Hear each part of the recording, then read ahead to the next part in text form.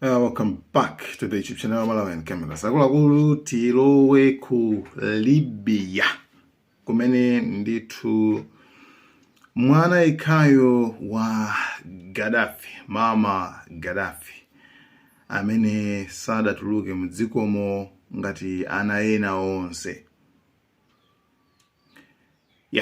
Waphedwa. Ameneyu dzina lake ndithu anali ndi Saiful Islam, mwana wa Gaddafi. I mean, yeyo actually was a politician. Yes, anaphunzira ndale. Komanso an architect.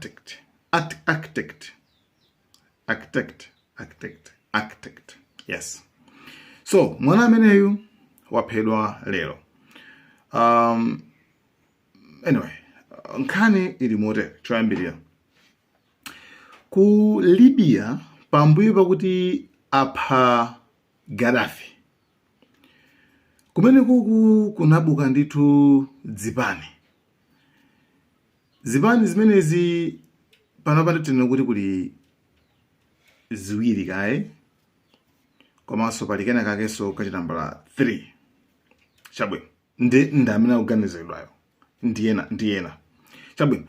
Choyambirira Gaddafi, Mama Gaddafi waphedwa ku dziko la Libya. Kenako kunabuka ngati boma kuti okay, ife ndithu ndi boma, and boma limeneli limachita kuti GNU, Government of National Unity. Government of National Unity, GNU. Boma limenelo. Chabwino. Kenako kale kwa bugaso boma linaso. Kwinaso kumeneko. Akuti GNS, Government of National Stability. Ukuboma. Komano boma loyambali likutsogoleredwa ndi akulu amenewa, Dibeibe. Boma lachiwiri likutsogoleredwa ndi Abdul Hamid amene. Chabwino. Koma boma limene likupangidwa recognized, kudziwidwa ndi UN, United Nations, limene likubakitidwaso ndi UN ija, ndi loyambali la Dibeibe, limene la GNU, National Government of National Unity. Linali akuti sakwalidziwa, koma still osewa they are still in power. Ukuboma. Chabwino. Komanso kumene kuliso Libyan National Army, right? LNA, imene ngati MDF. Nakonso akutiso kamapangaso operate ngati boma.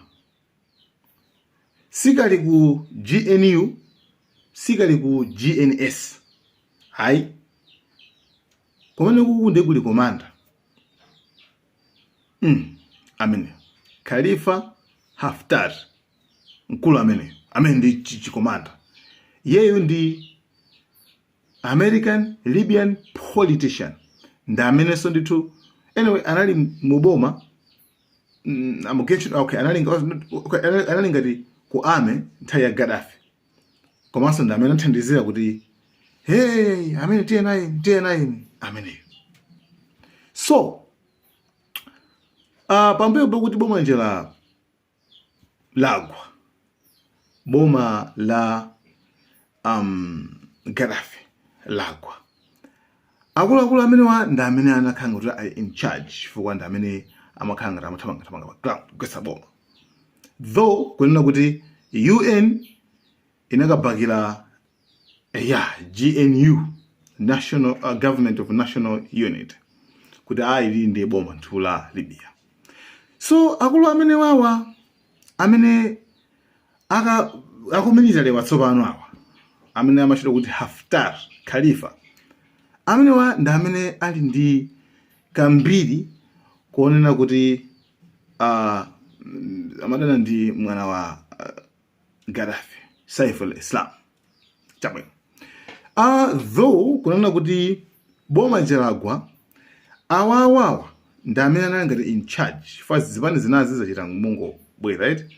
Maboma inawo achita kungoyambisidwa komano maboma amene anakhala ngati aima ndiku kapena kuti Americans arabwera anajoinana nawo kuti agwetse boma ndi amene wawo achina gulu la asilikali watsopano amene kuli mtsogolo wawo Khalifa Haftar. Ndi amene wawa adagwira Saif al-Islam mu 2011 pamene boma latha kusite chilo kuti Zintan. Ndi anamugwira after kumugwira ndi kumika mundende, right? Atamika mundende ndi anamugemula kumuchaja kuti ku court anamuchaja kuti ameneyo aphedwe. That was 2015. So 2015 yayi basi muthambalika death sentence kuti aphedwe basi. Koma 2017 anapeza kuti Saif al-Islam anamutulutsa mundende. Anamutulutsa mjani mundende pansi pa lamulo la akuti under amnesty law. Amnesty law ndi lamulo limene limayikidwa kwa atulutsa anthu amndende aja pazifukwa zoti tikungufuna mtendere. Amnesty law ndiyo dabwitsa kwambiri for imatha kumukhululukira even anthu amene anapanga commit serious crimes koma just for the sake of peace kuti apa ngokhala mtendere basi ndi amathekani tu kuatulutsa. Ndi mkulu ameneyu Saif al-Islam adatuluka mundende 2017 chifukwa chonena kuti pofuna kuonetsa kuti akuluakulu basi pali mtendere tanitulutsa Saif al-Islam tizakhani mmene timakhalira makuti koma still Libya yakhalabe ili pa like isali pabwino malingana ndi maboma angapo olamulira maboma angapo. Boma la GNU, boma la GNS, komanso kaphatikiza gulu limene lili very powerful military mu Libya. Ngati kuli powerful military ndi imene iyi palibe so inaso yayi imene ndi national imene ili ngati MDF ku Libya ko LNA, Libyan National Army. Okay, so mwana ameneyu Saif al-Islam ndimangofuna kuti mupanga understand history ya Libya after kuti Mama Gaddafi waphedwa. Ndi mwana ameneyu Saif al-Islam ana sesomano interest onna kuti akuluakulu inetu ndikufuna nditu nditapitiliza maloto abambo anga kuti basi ndizeme nawonso. Ndi anyway amaoneka ndi apo chanchani ndino actually zisankho zimapafupi kondithu komano anthu ku Libya makamaka especially ma politicians ndiye nawo anaona sukuti mwana amene amakhanga threat kwa iwowa. Saif al-Islam mwina anthu atho ndi mmene anthu akumvera kuwawa dziko silili stable mwina kutheka anthu aganiza kuti bola Gaddafi emoji koma Gaddafi kulibe koma kuti mwana wake anakuti afuna apitiriza maoto abambo ake basi ndikuti mwina anandithu ndi support ndithu ndi anthu malinganso ndi anthu anapha Gaddafi koma mbiri zake zidakalipo.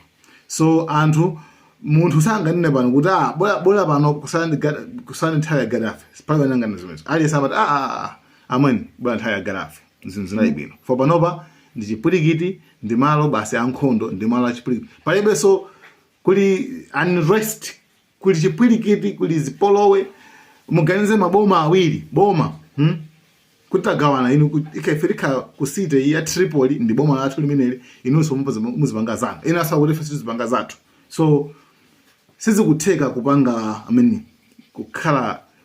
kukhala ndi bata ku dziko la Libya. So iyeyo anali threat kuchiopsezo kwa makamaka anthu ngati amene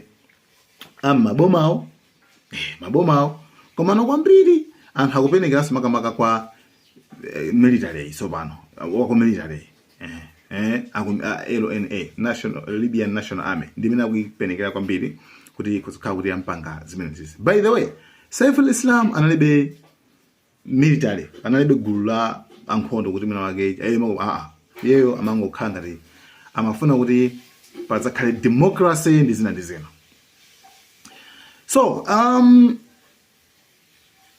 yeah, that's Saif al-Islam. Anyway, ndiye ngati kuti masuspect ndi anthu ake akuzokhala amene wapa ndi komanso pakupezekaso mulibiyaso muliso democracy tunaso tumene tufuna kulanda boma, tufuna I don't know kulanda boma lake liti kaya I don't know, like tungofuna kulanda kaya ukundu kufa ndi madila osiyana koma ndi mulibya omwewo, just like kunzuzu wakhala ndi boma lawo kuliongosa wakhala ndi boma lawo, something like that. Anyway, China ndichi Saif al-Islam anali super wanted ndi ICC, International Criminal Court. Yeyo akuti yeyo ICC yo pali ICC International Criminal Court imene ndithu imamanga ma president anthu otchuka kwambiri, anthu amphamvu anthu ngati amene wawa imamanga amene wawa, ngakhale kuti panopa akanika kumanga Netanyahu ali ndi warrant of arrest akuyenera kuti amangidwe ku ICC, koma Trump kumaso ndine mkudziwa kale ndiye akukhangatawo ndinteteza bla bla panopa sakumangidwa, anayikaso warrant of arrest kwa Netanyahu kwa Putin. That's all.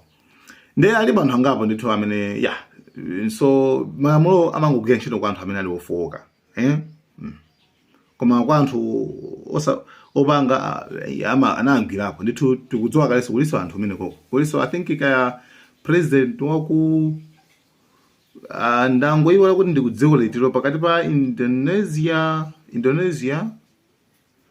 ndi Malaysia amene I don't know where kumeneko ndithu pali president amene ndithu ali anamangidwa. Okay, so mkulu ameneyu ICC nayo amansakaso mkulu ameneyu ndithu, koma ndimona ikhaya amene sanatuluke mu Libya anakhala momwemo and ndi amene amaoneka zoti ali interested mu politics zina ndi zina. So boom, kunangotulukira anthu 4 ku nyumba kwake ku palace kwake ku Jela Zintan ndikumana makhala rugi omene kuchako kupanga disconnect ma cameras basi tu ndikumushuta kumuombera.